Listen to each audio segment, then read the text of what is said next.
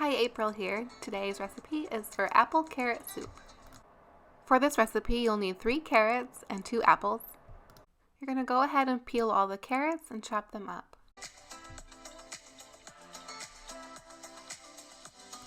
You're going to cut the apples into thick slices. Line a rimmed baking sheet with parchment paper or foil. Place all your apples and carrots on the baking sheet.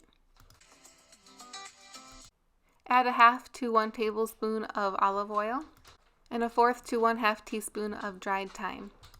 Just kind of mix it up and then spread it evenly on the baking sheet. You want to make sure it's a nice even layer. You're going to put them in the oven at 400 degrees for about 30 minutes. And when they're done, they look like this.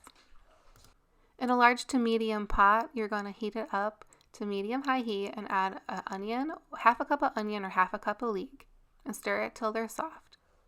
Add 1 clove of crushed garlic. Cook the garlic for about a minute. Make sure to remove any really burnt pieces. And then you're going to add 1 cup of vegetable broth and 1 cup of water and 1/2 cup of apple juice.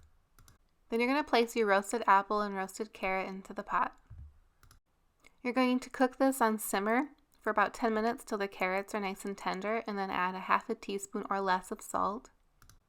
After 10 minutes, let it cool slightly before you place everything into your blender.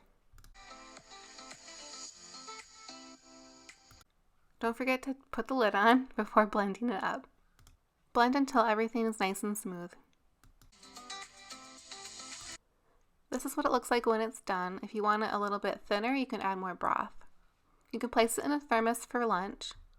You can store it in a mason jar for the fridge or even the freezer. You can freeze it up for 2 months. Subscribe for more easy vegan recipes and school lunch ideas.